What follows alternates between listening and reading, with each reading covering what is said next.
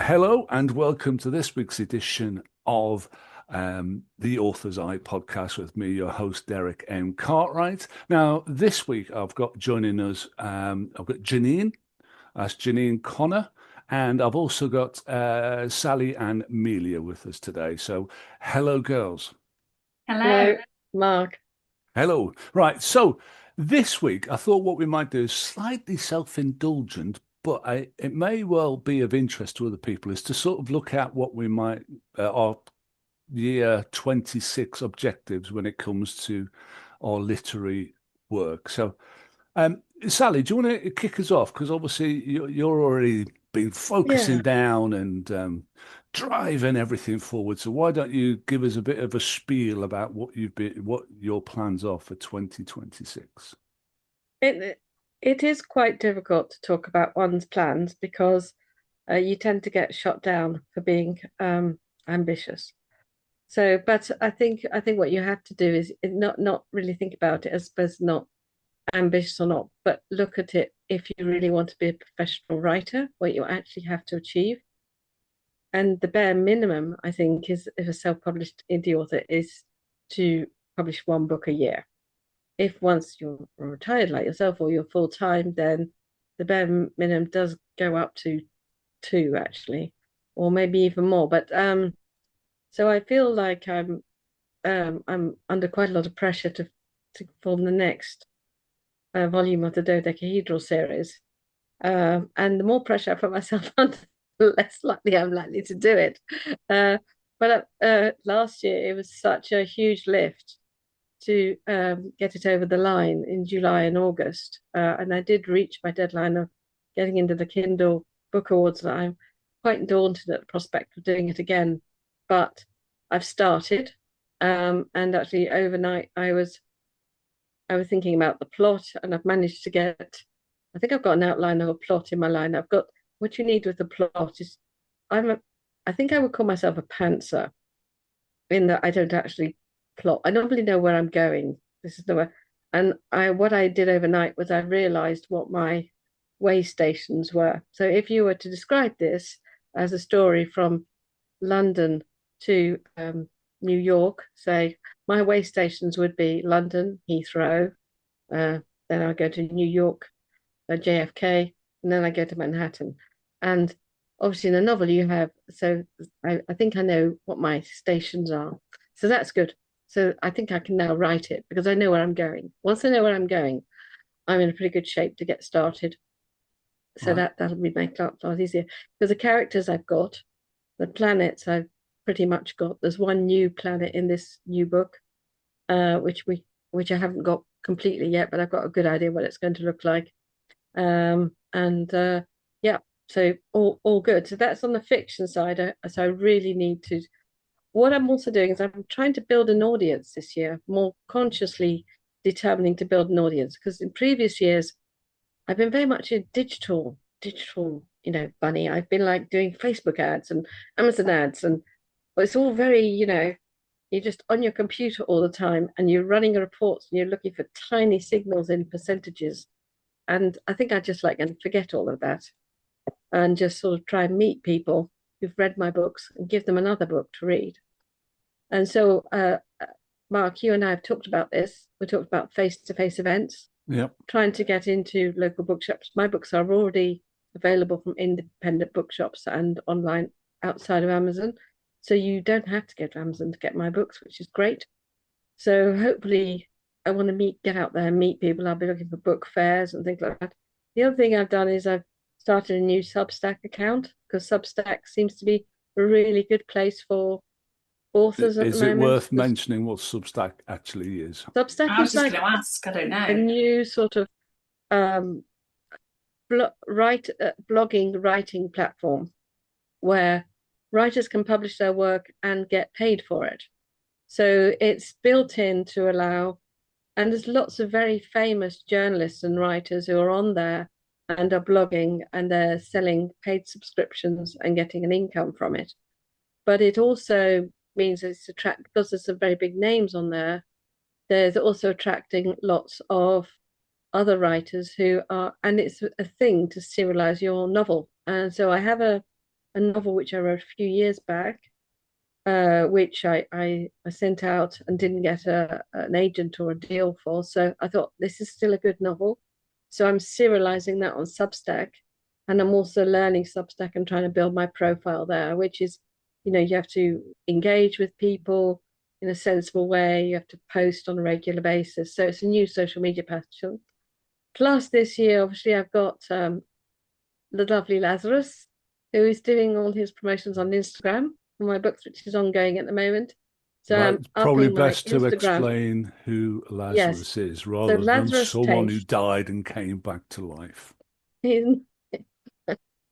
well, that's a bit of a joke, but It anyway, is, yeah. Lazarus Tate is a very talented audiobook narrator who I found through the Amazon platform, who came on board to do Born of Empire and Son of Empire, and now he's promoting them on Instagram for the next 6 weeks ahead of his. So that's very exciting. It's forcing me to improve my Instagram skills. So that's very, very good. So I intend to carry that on. So I've got a new novel to write. I've got two new social media platforms that I'm working with very hard, not doing any paid ads on either Facebook or Amazon. And then I've got my non-fiction stuff. I've obviously got a couple of non-fiction books that come about twice a year anyway, because they align with the competitions that I organize. And I will probably try and write the How to Write Yourself Happy series is working reasonably well. So I'll keep writing books in that series as well. That's me done. So I expect to publish about uh, 5 books this year. There'll be uh, there'll be I'm 3 or 4 breathless. non-fiction. No, there'll be at least 3 non-fiction. There may be 2 fiction because I'll probably have to publish driverless once I've serialized it on Substack.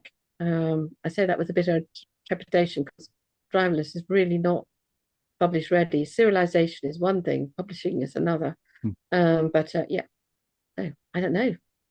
Wait and see. That's going to keep you out of trouble, Sally. Yes, thank you. Keep you quiet in a corner somewhere. Right then, Janine, what about yourself then? Gosh, where do I start? I've got massive plans for this year. So I finished a book last year and I've been submitting it to agents. I'm trying to sort of go through the traditional route and the digital publishers. And had some rejections and had not lots of responses actually. I'm still waiting for a lot. And I've very recently just submitted to a few agents that, suddenly opened their list and I've been waiting for them to open their list. So at the tail end of submissions on that book, and then literally last Monday, I started a new book, which I'm hoping. I've set myself the ambitious target of I want to enter into the Bath Novel Award, which is the expiry date is the 31st of May. So, I mean, in fairness, I only have to have, I think, the first 5,000 words or 3 chapters. But, I want to get definitely the first draft finished and a first polish of that book and really think about my next steps. If this book doesn't get picked up, do I want to go down the self-publishing route, which I find quite scary, and it's a whole new business. I need to start doing social media, which I don't do at all at the moment. I have no platform. So it's really starting from scratch, but I need to decide what I'm going to do because I can't keep waiting for agents to say no. So I'm thinking a bit further afield on that. My main thing is get this book finished, get it finished quickly. I signed up to BBC Maestro. They had a sale on just before Christmas, and I'm doing this online course, watching these webinars by Harlan Coben, the thriller writer, and I'm finding it really inspiring. And his mentality is, you are a writer. Yeah. So live the life of a writer. And I want to be a writer. I do write, but I'm not sure I live the life of a writer. I don't give it enough time. So my whole sort of emphasis has got to change this year, and I need to get the words on the paper and think about this as more of a career. Interesting. So Yeah. That's cool. So, what about you, Mark? Well, I have effectively retired, so I am able to do this effectively full time. So I'm quite disciplined. I will do 3 hours in the morning of actual writing, So that would be a typical thing for me. That's 7 days a week. And then I would do sort of 1, 2, 3, maybe 3 hours, just depends on related stuff. That could be social media. This could, yeah, we're trying to organize a book fair at the minute, something like that. So stuff that's related to publishing um, tends to be what I do in the afternoon. I say these things, and then we've just moved house, so it's like, oh, I need to do this and I need to do that.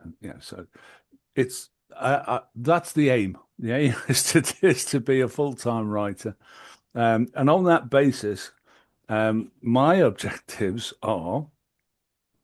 I want to do 4 book fairs this year. I think one a quarter, because as a self-published writer, as Sally's already mentioned, we've got to go out and do the promotion. We've got to go out and sell our books. There's no agent doing it for us. There's no bookshop doing it for us. So, and no publicist doing it for us. Well, unless we find a vast swathe of cash that we can throw at somebody to do it. But yeah, so my sort of, if you like, marketing objectives was to try and get to 4 book fairs and to appear on at least 2 other people's podcasts. So, there are, and again, it's another one of those things that, and on the fantasy podcast, so other authors who write fantasy try and get on their podcasts, stuff like that.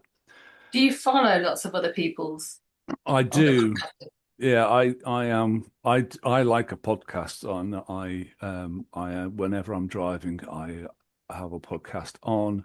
I also listen to lots of YouTube audio stuff, which is relevant because that's part of the other things that I'm working on this year. But yeah, I very much enjoy a podcast, so I do sign up and listen to people in the same way I sign up and to lots of other writers' blogs.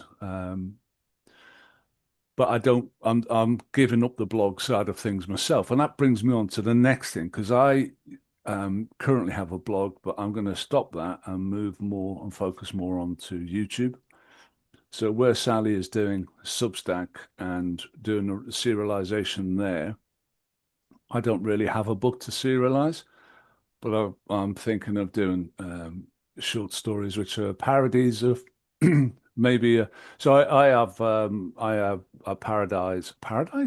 I do parodies of Sherlock Holmes stories. So I have a character called No Shit Sherlock, and I do that, and that's on YouTube. I have a channel there called Runes and Red Tape. So I want to do at least one a fortnight. I I think that's realistic. I hope it's realistic because I do videos for it as well. So you write the story, you edit the story, and then you create the video for it. I mean, it's not high end stuff. I mean, it's a few days worth of work. Um, but yeah, I enjoy that. It's fun. It's different. In terms of You're this, pretty full time then, aren't you? You're sort of 7 hours a day. yeah. Once you get into it, that's it. The thing is, what we used to go, and I never used to think much of doing a 9 or 10 hour day when as other people say, a proper job.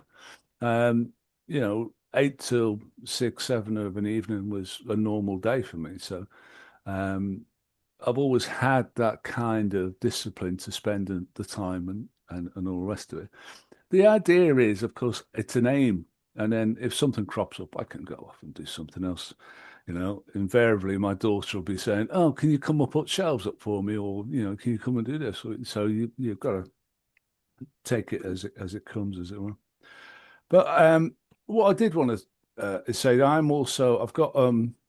I've got one novel coming out not too distant future. I've Hmm. got 2 others that are halfway through this is the World of Rock comic fantasy series books. Yep. So I'm hoping to have 3 more of those done by the end of this year. These will all be self-published. And then I had an idea for a middle grade novella, really. It's 20,000 words. So sort of 8 to 12-year-old kind of story. I'm hoping to get that one out very shortly as well. Whether that becomes something to continue with would depend on whether there's any interest or not. And then I've got an idea. I'd like to have an audio book. Like with you, Sally, you've got your Lazarus guy. Yes, yes. I quite fancy having a go and see if I can, record my own audiobook. I would say narrate it yourself. Yeah. Listen to a few. Oh yeah, But this is part of what I'm doing at the minute. I spend quite yeah, a lot of time listening. I think what I've noticed is I'm listening to a lot of audiobooks at the moment because of the audiobook competition that we're running for the Farnham Literary Festival. Yeah. And there's a lot of skill to the best narrators. They read a phrase exactly how it's supposed to be written. And actually, I've tried narrate, and I know this is more difficult than it looks because I've actually tried narrating my books on Substack because you can do live video and you can do, and a lot of people get online and narrate their books. So I thought, okay, I'll have a go. Even my own writing, I was stumbling over the words of what I had written, and also the voices. The best narrators are really consistent in getting the characters' voices nailed and then sticking to them. Yeah. And also the pace. It has to be pacey. And we've often heard people read out their stuff at the Hogsback Writers. And if you can put energy and pace behind it, it always sounds better. We know that anyway. Yeah. But for an audiobook, it really makes a difference. Yeah. And keeping up the momentum of that for 9 hours, which it takes to record a book takes, I think. I just think it'd be an interesting exercise. I think it'd be good, but I think you shouldn't underestimate the amount of work involved. Oh no! It would be quite a chunk of work. But so that, and then I've got I'd written a novel, a speculative fiction novel, a very adult one, a while ago, and I'd like to go back and re-edit that because I think it's going to sound a bit big-headed, but I think I'm a better writer now. I think I wrote that 3 years ago. It's a good idea. Are you going to publish it under a pen name, or are you going to publish it under your? What I'm thinking I might try and query it. I'm thinking I might query it. Yeah, because it's speculative fiction. There's more of a market, according to the research I've been doing. There's more of a market out there than there is for the comic fantasy stuff. Okay. I don't know. I mean, it's just it's up in the air at the minute. It's a story I like. It can spoon some of the characters in it. It can spoon other stories. And people who have read it have enjoyed the story. There's been a few comments about my writing on it, which is fair enough. But yeah, so I'm thinking of doing that, and I might give it a go at the old querying thing. But to come back to querying, Janine, I initially queried my comic fantasy book a couple of years ago, and I had the final rejection about 6 weeks ago, so nearly 2 years. I had a rejection from something. Yeah, I queried the book before I've just written 2 years ago. I suddenly got a rejection. That's taken 2 years. In fact, it might have been longer than that. It was the first book I wrote. So it's hard querying. It's really hard. It's making me think. It's soul destroying. I did it for 4 years, and then because there's the problem with science fiction is there's actually only about half a dozen agents in the UK who deal with science fiction. So you can try submitting to loads of other people and you are encouraged to, but actually what I realized that I had this one conversation with an agent, so like, well, literally if it's science fiction, if it's not recommended by X, Y, or Z, I'm not going to look at it because I'm not an expert. So I'll self-publish. But then you've got the problem, you've got a second problem of discoverability. I think that would be a great podcast, certainly for me to listen to, never mind be involved in, is how to start on that self-publishing journey because, I haven't got a clue where to start. I have looked into it, I've dipped my toe into it, but, that was years ago. I think I need to start afresh and, how much of a platform do you need and what's the process and, the technology, formatting the work so that if people download it, it will open on an iPad or a phone or a Kindle or whatever. The whole sort of process. I It think might quite dull between Sally and detail. myself, we can cover that, I think. We can Yeah, I cover think I most think of you it. Yeah. could. I could have a good listen, or even just Yeah. point us in the direction of Yeah. which way to go, because that may well be my next step. Yeah, well, I Yes. think, and there's two aspects to that self-publishing because you don't have to do it all yourself. You could pay. There are companies and people out there that you could say, "I'll give you whatever," and they'll do it for you. Do all of the formatting, do this, the whole process. Personally, I really enjoy, that hands-on and getting into the nitty-gritty and doing it all yourself. Now, I've made mistakes, and you learn as part of the process. But what it means is that I don't have to pay anyone to do all of that. I can just go off Yeah. and do it, and I can decide where it goes and I've got that level of control, if you like. I just if you just want to, keep one platform, I noticed when I was uploading one of my novels last year that Amazon have now got an ebook creator embedded into their KDP Select Yeah, platform, which means that you can start with a Word document and just do it all yeah, in Amazon without. You don't even have to buy an ISBN. You can do the whole thing in Amazon. You can create. I think yeah, the most fun part of self-publishing is doing the covers. We should have a long Yeah, session on yeah, that. The that'd be actual great. formatting, it depends how much money. I decided after a bit that I wasn't happy with a basic formatting. There's lots of places you can go for free formatting.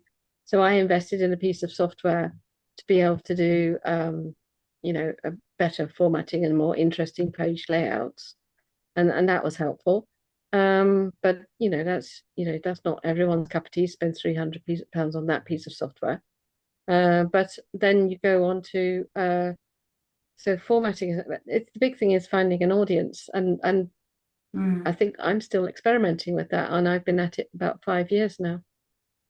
Yeah. yeah. And That's it's a future podcast, definitely, I oh think. yeah, yeah. It's and also it's multiple podcasts because it's Mm. the various aspects, and we can always break it down into the individual sort of sections and then analyze each one.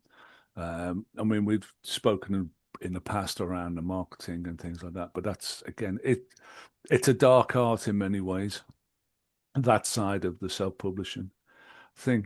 Well, that's cool. That's great. Yeah, that'll be. I think we're going to be very busy then between the three of us. We are going to be very busy, but we're Yeah, looking forward to it. It's yeah, going to be fun. and it will be a lot of fun. So let's leave it there for this week, and we'll say bye bye, Janine, and bye bye, Sally. Bye bye, Mark. Bye.